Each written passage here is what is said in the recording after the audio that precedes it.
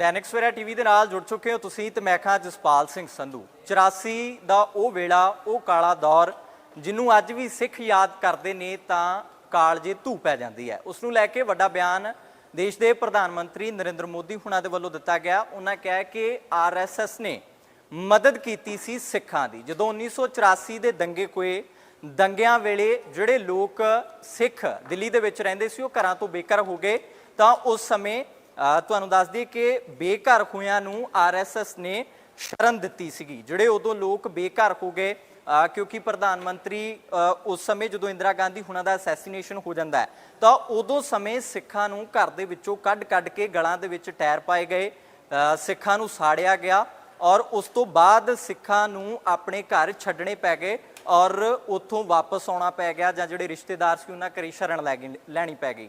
ਤਾਂ ਹੁਣ ਤੁਹਾਨੂੰ ਦੱਸ ਦਈਏ ਕਿ ਨਵੀਂ ਦਿੱਲੀ ਦੇ ਵਿੱਚ ਸਮਾਰੋਹ ਰੱਖਿਆ ਗਿਆ ਸੀਗਾ। ਆਰਐਸ ਦੀ 100ਵੀਂ ਸ਼ਤਾਬਦੀ ਜਿਹੜੀ ਹੈ ਉਹ ਮਨਾਈ ਜਾ ਰਹੀ ਸੀ, ਜਿਸ ਦੇ ਵਿੱਚ ਉਚੇਚੇ ਤੌਰ ਤੇ ਪ੍ਰਧਾਨ ਮੰਤਰੀ ਨਰਿੰਦਰ ਮੋਦੀ ਸ਼ਿਰਕਤ ਕਰਦੇ ਨੇ ਤੇ ਉਸ ਸਮੇਂ ਸਟੇਜ ਤੇ ਉਹਨਾਂ ਦੇ ਵੱਲੋਂ ਇਹ ਬਿਆਨ ਬਕਾਇਦਾ ਦਿੱਤਾ ਜਾਂਦਾ ਹੈ ਕਿ ਜਦੋਂ 84 ਦੇ ਦੰਗੇ ਹੋਏ ਤਾਂ ਦੇਸ਼ ਦੇ ਪ੍ਰਧਾਨ ਮੰਤਰੀ ਦੇ ਵੱਲੋਂ ਇਹ ਕਿਹਾ ਗਿਆ ਕਿ ਆਰਐਸਐਸ ਨੇ ਜਿਹੜੇ ਸੇਵਕ ਸੀ ਆਰਐਸਐਸ ਦੇ ਉਹਨਾਂ ਨੇ ਸਿੱਖਾਂ ਦੀ ਮਦਦ ਕੀਤੀ, ਯਾਨੀ ਕਿ ਉਹਨਾਂ ਨੇ ਘਰਾਂ ਦੇ ਵਿੱਚ ਸਿੱਖਾਂ ਨੂੰ ਸ਼ਰਨ ਦਿੱਤੀ ਹੈ। ਇਹ ਵੱਡਾ ਬਿਆਨ ਜਿਹੜਾ ਹੈ ਪੀਐਮ ਮੋਦੀ ਦਾ ਉਹ ਸਾਹਮਣੇ ਆਇਆ। ਆਰਐਸਐਸ ਨੇ ਕਿਹਾ ਹੈ ਕਿ ਸਿੱਖਾਂ ਦੀ ਮਦਦ ਕੀਤੀ ਸੀ ਉਸ ਸਮੇਂ। ਔਰ ਉਸ ਤੋਂ ਬਾਅਦ ਦੇ ਵਿੱਚ ਹੁਣ ਗੱਲ ਕਰੀਏ ਤਾਂ ਪੰਜਾਬ ਦੇ ਵਿੱਚ ਜਿਹੜੇ ਹੁਣ ਹਾਲ ਹੀ ਦੇ ਵਿੱਚ ਹੜ੍ਹ ਆਏ ਨੇ ਉਹਨਾਂ ਦਾ ਵੀ ਜ਼ਿਕਰ ਜਿਹੜਾ ਆ ਪੀਐਮ ਮੋਦੀ ਕਰਦੇ ਹੋਏ ਨਜ਼ਰ ਆਏ ਕਿ ਆਰਐਸਐਸ ਨੇ 1984 ਦੇ ਵਿੱਚ ਵੀ ਸਿੱਖਾਂ ਦੀ ਮਦਦ ਕੀਤੀ ਤੇ ਹੁਣ ਜਿਹੜੇ ਹੜ੍ਹ ਪੰਜਾਬ ਦੇ ਵਿੱਚ ਆਏ ਜਿਨ੍ਹਾਂ ਦੇ ਨਾਲ ਵੱਡਾ ਨੁਕਸਾਨ ਪੰਜਾਬ ਨੂੰ ਹੋ ਗਿਆ, ਕਰੋੜਾਂ ਦਾ ਨੁਕਸਾਨ ਹੋਇਆ, ਉਹਦੀ ਮਾਰ ਅਜੇ ਵੀ ਕਿਸਾਨ ਪੰਜਾਬ ਦੇ ਲੋਕ ਚੱਲ ਰਹੇ ਨੇ। ਤਾਂ ਇਸ ਨੂੰ ਲੈ ਕੇ ਵੀ ਬਿਆਨ ਦਿੱਤਾ ਗਿਆ ਕਿ ਹੁਣ ਵੀ ਆਰਐਸਐਸ ਅੱਗੇ ਵੱਧ ਕੇ ਆਈ ਹੈ, ਉਹਨਾਂ ਨੇ ਮਦਦ ਕੀਤੀ ਹੈ। ਜੋ ਪੰਜਾਬ ਦੇ ਵਿੱਚ ਫਲੱਡ ਆਏ ਨੇ ਪੰਜਾਬੀਆਂ ਦੀ ਮਦਦ ਕੀਤੀ ਹੈ, ਉਹਨਾਂ ਦੇ ਨਾਲ ਮੋਢੇ ਦੇ ਨਾਲ ਮੋਢਾ ਲਾ ਕੇ ਉਹ ਡਟੇ ਰਹੇ, ਉਹਨਾਂ ਦੀ ਸਹਾਇਤਾ ਦਿੱਤੀ। ਤਾਂ ਪਰ ਤੁਹਾਨੂੰ ਦੱਸ ਦਈਏ ਕਿ ਜਿਹੜਾ 84 ਵਾਲੇ ਦੀ ਗੱਲ ਹੈ, ਜਿਹੜੇ 1984 ਦੇ ਵਿੱਚ ਸਿੱਖ ਦੰਗੇ ਹੋਏ ਉਹਨਾਂ ਦੇ ਉੱਪਰ ਇਹ ਵੱਡਾ ਬਿਆਨ ਪੀਐਮ ਮੋਦੀ ਦਾ ਸਾਹਮਣੇ ਆਇਆ ਔਰ ਕੀ ਕੁਝ ਉਹਨਾਂ ਨੇ ਕਿਹਾ ਆਪਣੇ ਭਾਸ਼ਣ ਦੇ ਵਿੱਚ ਉਹ ਵੀ ਤੁਹਾਨੂੰ ਸੁਣਾ ਦਿੰਦੇ ਹਾਂ ਕਿ ਕਿਸ ਤਰੀਕੇ ਦੇ ਨਾਲ 1984 ਦੰਗਿਆਂ ਦਾ ਜ਼ਿਕਰ ਕੀਤਾ ਔਰ ਹੜ੍ਹਾਂ ਦੇ ਵਿੱਚ ਕਿਵੇਂ ਜ਼ਿਕਰ ਕੀਤਾ। ਉਹ ਤੁਹਾਨੂੰ पीएम मोदी हुणा दी स्पीच जड़ी वो भी सुना देने।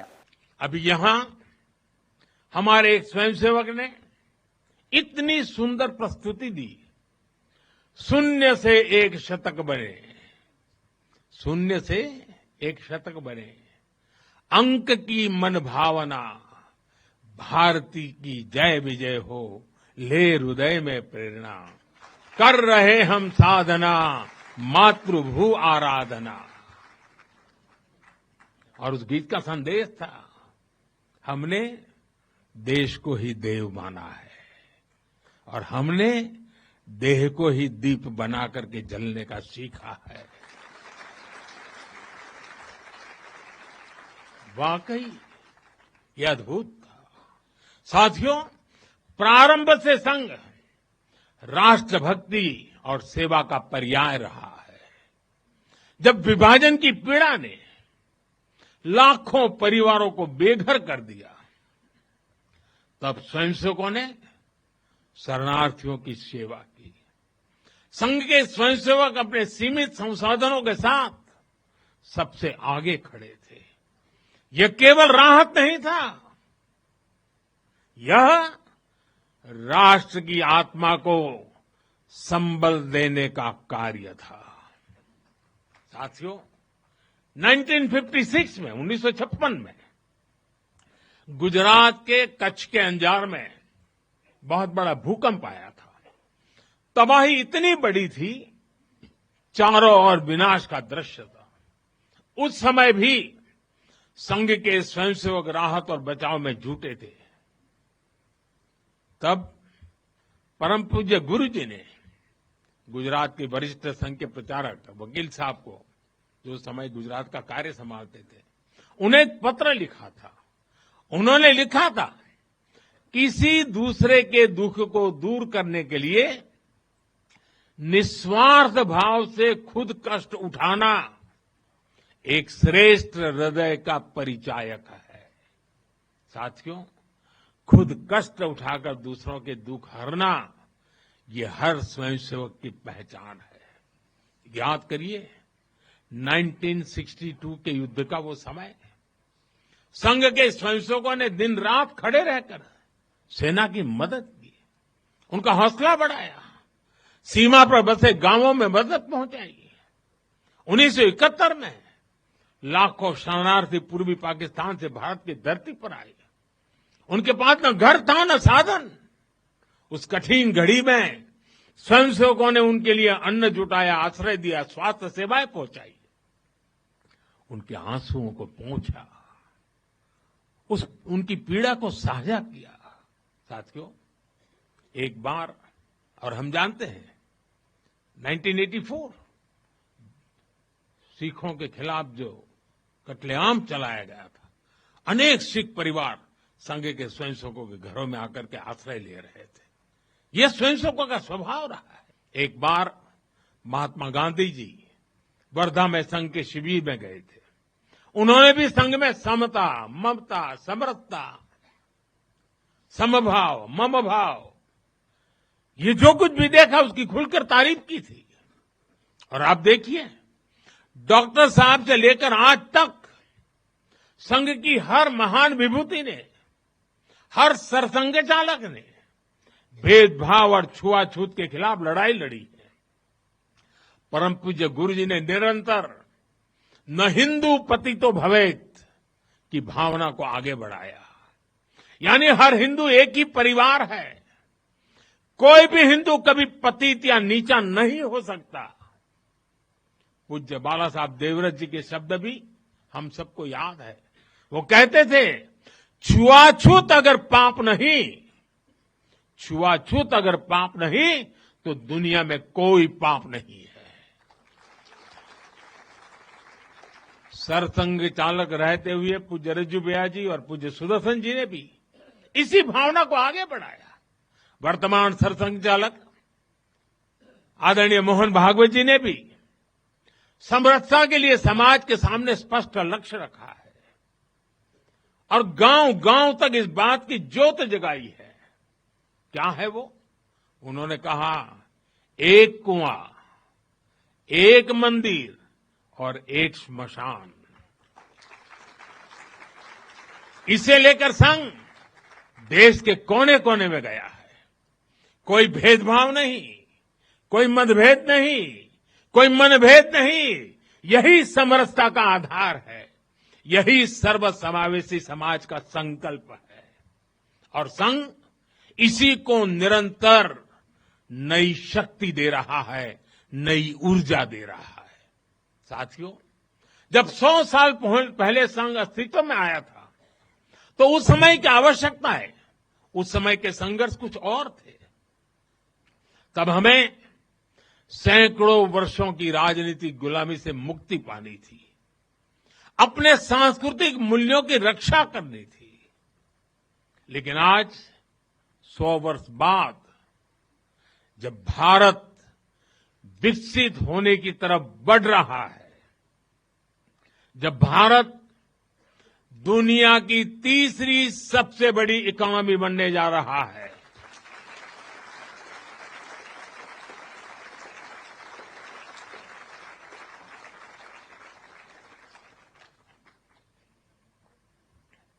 जब देश और देश का बहुत बड़ा गरीब वर्ग गरीबी को परास्त करके, गरीबी को पराजित करके आगे आ रहा है, जब हमारे युवाओं के लिए नए नए सेक्टर्स में नए अवसर बन रहे हैं, जब ग्लोबल डिप्लोमेसी से क्लाइमेट पॉलिसीज तक भारत विश्व में अपनी आवाज बुलंद कर रहा है, तब आज के समय की चुनौतियां अलग है, संघर्ष भी अलग है। दूसरे देशों पर आर्थिक निर्भरता हमारी एकता को तोड़ने की साजिशें, डेमोग्राफी में बदलाव के षड्यंत्र, एक प्रधानमंत्री के नाते मैं नम्रतापूर्वक कहूंगा कि मुझे बहुत संतोष है कि हमारी सरकार इन चुनौतियों से तेजी से निपट रही है।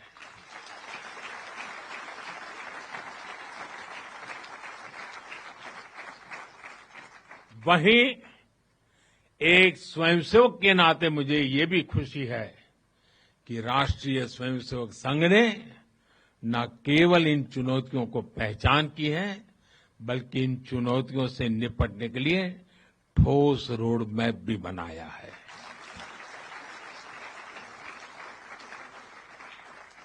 अभी माननीय दत्ता जी ने जिन चीजों का उल्लेख किया, मैं अपने तरीके से फिर से एक बार उसका उल्लेख करना चाहूंगा। साथियों, संघ के पंच परिवर्तन, स्वबोध, सामाजिक समरसता, कुटुंब प्रबोधन, नागरिक शिष्टाचार और पर्यावरण, ये संकल्प हर स्वयंसेवक के लिए देश के समक्ष उपस्थित चुनौतियों को परास्त करने की बहुत बड़ी प्रेरणा है। साथियों, स्वबोध यानी स्वयं का बोध, स्वबोध यानी गुलामी की मानसिकता से मुक्त होकर अपनी विरासत पर गर्व करना, स्वभाषा पर गर्व करना। स्वबोध यानी स्वदेशी, आत्मनिर्भर होना। और मेरे देशवासियों, ये बात समझ के चलिए, आत्मनिर्भर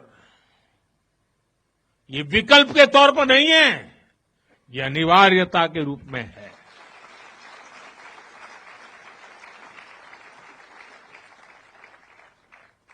हमें स्वदेशी के अपने मूल मंत्र को समाज का संकल्प बनाना है। हमें वोकल फॉर लोकल के अभियान को उसकी सफलता के लिए वोकल फॉर लोकल ये हमारा निरंतर एक नई ऊर्जा प्रदान करने वाला घोषवाक्य होना चाहिए, प्रयास होना चाहिए। साथियों, संघ ने सामाजिक समरसता को हमेशा अपनी प्राथमिकता बनाए रखा है। सामाजिक समरसता यानी वंचित को वरीयता देकर सामाजिक न्याय की स्थापना करना, देश की एकता को बढ़ाना। आज राष्ट्र के सामने ऐसे संकट खड़े हो रहे हैं जो हमारी एकता, हमारी संस्कृति और हमारी सुरक्षा पर सीधा प्रहार कर रहे हैं। अलगाववादी सोच, क्षेत्रवाद, कभी जाति, कभी भाषा को लेकर विवाद, कभी बाहरी शक्तियों द्वारा भड़काई गई विभाजनकारी प्रवृत्तियां, ये सब अनगिनत चुनौतियां हमारे सामने खड़ी है। भारत की आत्मा हमेशा विविधता में एकता ही रही है। अगर इस सूत्र को तोड़ा गया तो भारत की शक्ति भी कमजोर होगी, और इसलिए हमें इस सूत्र को निरंतर जीना है, उसे मजबूती देनी है। साथियों, सामाजिक समरसता को आज डेमोग्राफी में बदलाव के षड्यंत्र से, घुसपैठियों से भी बड़ी चुनौती मिल रही है। ये हमारी आंतरिक सुरक्षा और भविष्य की शांति से भी जुड़ा हुआ प्रश्न है, और इसलिए मैंने लाल किले से डेमोग्राफी मिशन की घोषणा की है।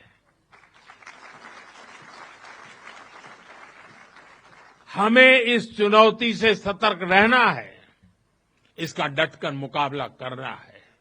साथियों, कुटुंब प्रबोधन आज समय की मांग है। जो समाज शास्त्र के सदियों से चली आई पंडितों की भाषा है, उनका कहना है, हजारों साल तक भारत के जीवन में जो प्राण शक्ति रही है, उसके अंदर एक कारण उसकी परिवार संस्था है।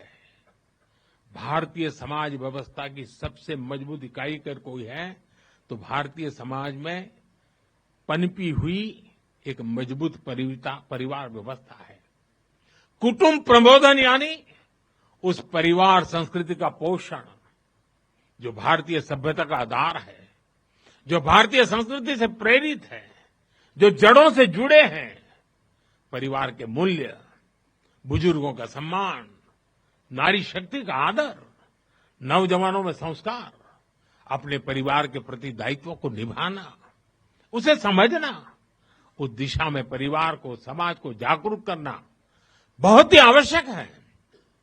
साथियों, अलग अलग कालखंड में जो भी देश आगे बढ़ा, उसमें नागरिक शिष्टाचार की बहुत बड़ी भूमिका रही है। नागरिक शिष्टाचार अर्थात कर्तव्य की भावना, नागरिक कर्तव्य का बोध हर देशवासी में हो। स्वच्छता को बढ़ावा, देश की संपत्ति का सम्मान, नियमों और कानूनों का सम्मान, हमें इसे लेकर आगे बढ़ना है। हमारे संविधान की भावना है नागरिक अपने कर्तव्यों का पालन करे। हमें संविधान की इसी भावना को निरंतर सशक्त करना है। साथियों, पर्यावरण की रक्षा वर्तमान और आने वाली पीढ़ियों के लिए बहुत जरूरी है। ये पूरी मानवता के भविष्य से जुड़ा है। हमें इकोनॉमी के साथ ही इकोलॉजी की भी चिंता करनी है। जल संरक्षण, ग्रीन एनर्जी, क्लीन एनर्जी, ये सारे अभियान इसी दिशा में है।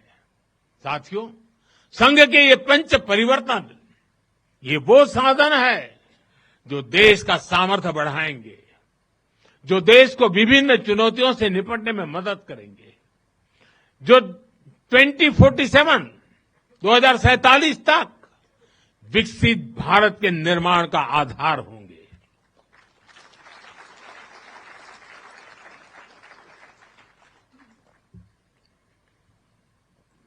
साथियों, 2047 का भारत तत्वज्ञान और विज्ञान, सेवा और समरसता से घड़ा हुआ वैभवशाली भारत हो।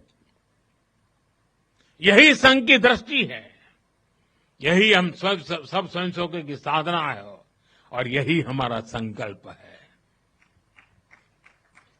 साथियों, हमें हमेशा हमेशा याद रखना है, संघ बना है राष्ट्र के प्रति अटूट आस्था से।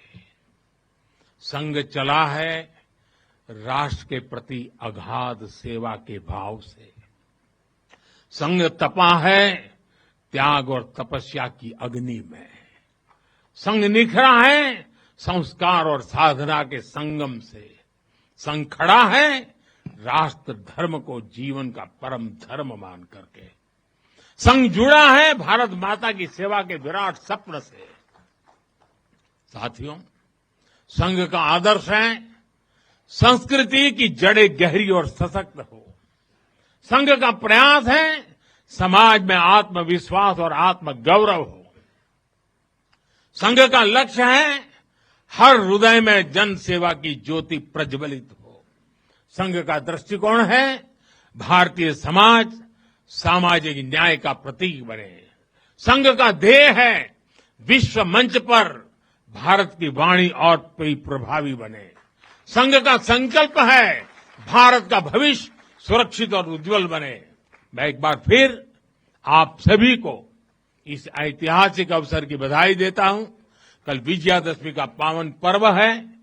हम सबके जीवन में विजयादशमी का एक विशेष महत्व है।